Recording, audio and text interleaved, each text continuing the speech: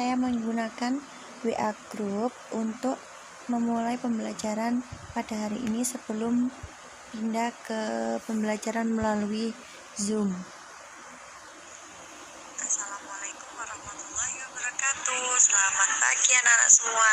Bagaimana kabarnya hari ini? Semoga semuanya selalu diberikan kesehatan ya,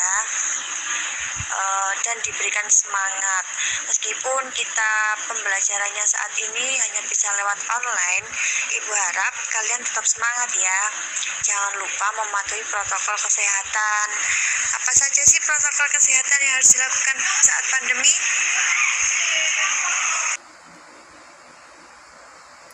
Dan di sini murid-murid menjawab apa saja sih protokol kesehatan, yaitu 4M, menjaga jarak, mencuci tangan, menjauhi kerumunan, memakai masker.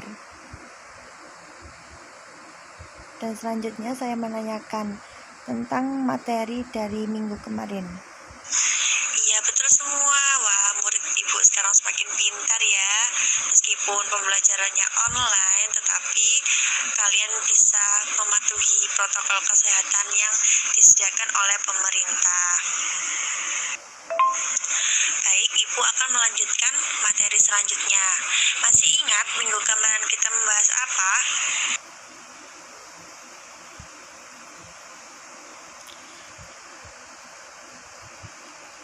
Lalu saya memberikan absensi untuk anak-anak dan akan berpindah ke WA, maksud saya ke Zoom.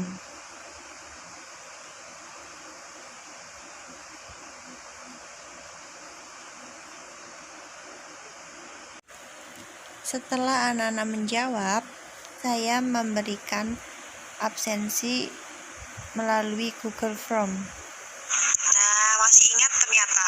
Ya, jadi minggu kemarin kita membahas tentang teks anekdot. Dan untuk pembelajaran hari ini kita membahas tentang cerita rakyat. Untuk pembelajaran hari ini kita melalui Zoom saja ya.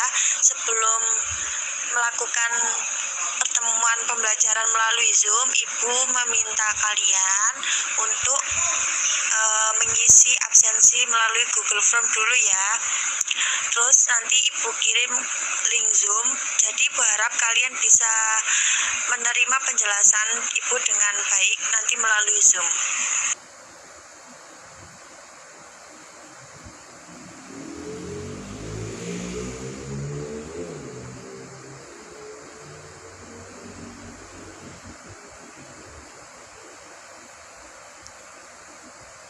Dan di sini saya memulai pembelajaran melalui Zoom. Assalamualaikum warahmatullahi wabarakatuh, anak-anak. Sudah bergabung semuanya? Tadi Ibu sudah meminta anak-anak untuk absen terlebih dahulu ya melalui Google Form yang sudah Ibu share di grup WhatsApp. Apakah sudah semua? Baik, sebelum pembelajaran dimulai, mari kita berdoa terlebih dahulu. Untuk Mas Adani bisa memimpin doa teman-temannya. Oke, dipersilahkan. Amin. Langsung saja ya. Pembelajaran kali ini itu bertujuan untuk peserta didik dapat memahami apa saja sih cerita rakyat itu. Anak-anak dapat menganalisis karakteristik cerita rakyat dan apa saja unsur intrinsik yang terkandung dalam cerita rakyat. Sebelum Ibu menjelaskan, ada yang tahu apa sih cerita rakyat itu? Bisa angkat tangan? Ya, Mbak Siska? Ada yang lain? Oh iya, Mas Adani. Nah, betul. Dan Ibu akan mengulasnya lebih terperinci ya. Lebih jelasnya, cerita rakyat yaitu cerita atau kisah yang asal-muasalnya bersumber dari masyarakat, bertumbuh, berkembang dalam masyarakat di masa yang lampau. Cerita ini biasanya menjadi ciri khas, tradisi atau budaya pada bangsa, kota, atau tempat tersebut yang mempunyai kultur budaya dengan keanekaragaman termasuk di dalam khasan budaya serta sejarah pada setiap bangsa, kota yang tempat diceritakan. Biasanya itu cerita rakyat mengenai suatu peristiwa pada suatu tempat sehingga menjadi legenda asal muasal dari tempat tersebut. Tokoh yang berperan pada cerita rakyat biasanya berwujud manusia, binatang, maupun para dewa. Kan zaman dahulu masih banyak yang para dewa seperti itu kan. Jadi tidak hanya wujud manusia dan binatang saja, tetapi juga para dewa. Cerita rakyat itu mempunyai dua, unsur intrinsik dan unsur ekstrinsik. Ya betul. Dan unsur intrinsik pada cerita rakyat itu ada 7. Yang pertama, tema. Tema merupakan inti persoalan yang menjadi dasar dalam sebuah cerita. Oleh karenanya, agar bisa mendapatkan tema dalam sebuah cerita, pembaca tentunya harus membaca cerita tersebut sehingga hingga selesai. Ada yang tahu tema biasanya pada cerita rakyat itu tema yang seperti apa? Iya, Mbak Siska?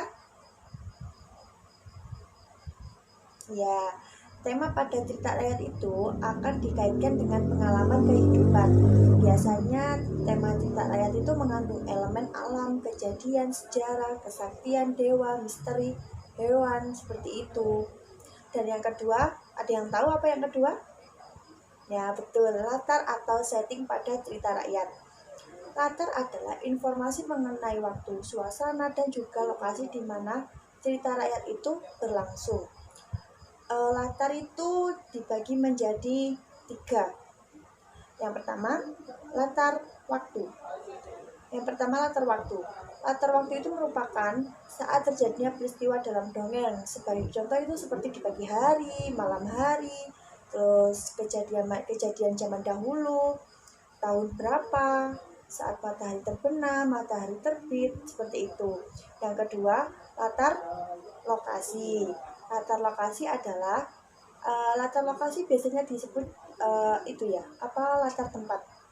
Latar lokasi ini informasi pada cerita yang menjelaskan tempat dari cerita itu berlangsung. Jadi tempat asal muasalnya itu di mana? Seperti di desa 1, desa 2 gitu, ada yang di Demak, ada yang di Jogja gitu, itu latar lokasi atau latar tempat.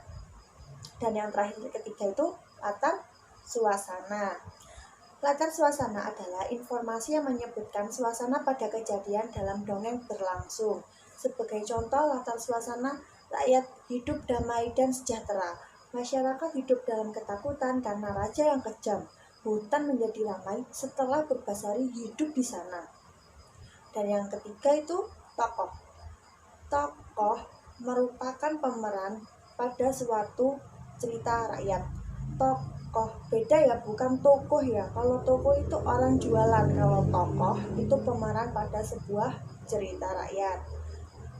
Tokoh pada cerita rakyat dapat berupa hewan, tumbuhan, manusia, para dewa, seperti yang ibu sebutkan tadi. Karena kenapa harus ada para dewa? Karena kan zaman dahulu cerita rakyat itu. Terus menurut sifatnya penokohan itu dibagi menjadi 3. Tokoh utama, tokoh lawan, dan tokoh pendamping. Tokoh utama biasanya itu tokoh protagonis atau tokoh yang menjadi sentral pada cerita. Tokoh yang berperan penting dalam sebuah cerita tersebut dari awal sampai dengan akhir. Tokoh lawan umumnya antagonis. Ada yang tahu antagonis itu apa? Betul, antagonis itu secara pengertian merupakan tokoh yang selalu berlawanan dengan tokoh protagonis. Pada umumnya, tokoh antagonis ditampilkan sebagai tokoh hitam, yaitu tokoh yang jahat. Dan protagonis tokoh apa? Ya betul, tokoh yang baik. Yang ketiga, tokoh pendamping atau tritagonis. Tritagonis adalah merupakan tokoh pendukung. Jadi, tokoh yang ada untuk melengkapi dari tokoh utama dan tokoh lawan tersebut. Yang keempat, alur. Alur merupakan runtutan kejadian pada sebuah cerita rakyat.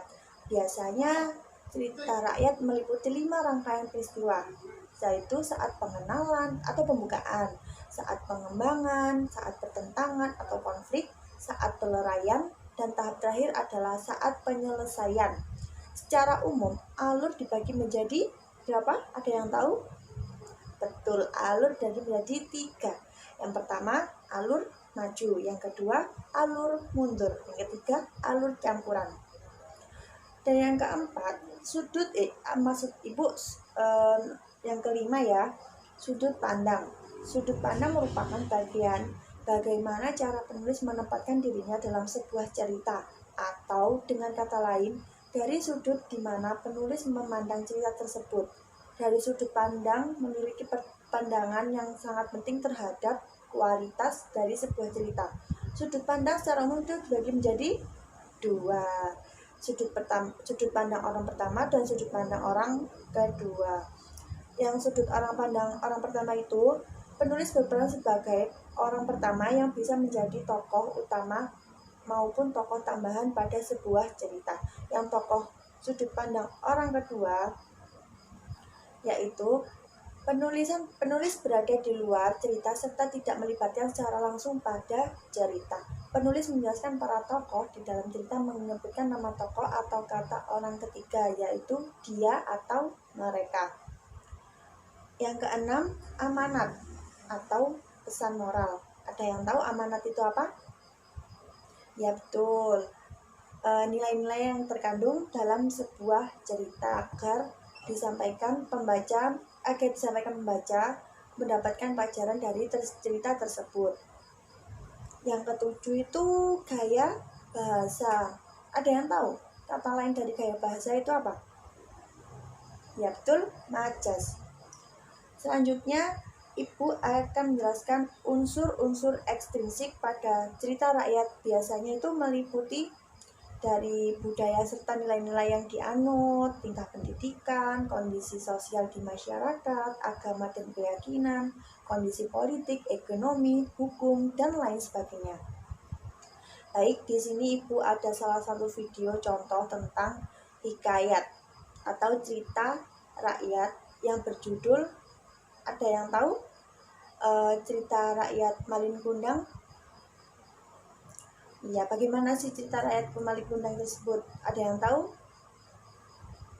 Belum ya? Baik, Ibu akan memberi video dulu terlebih dahulu ya. Kalian simak dengan baik-baik.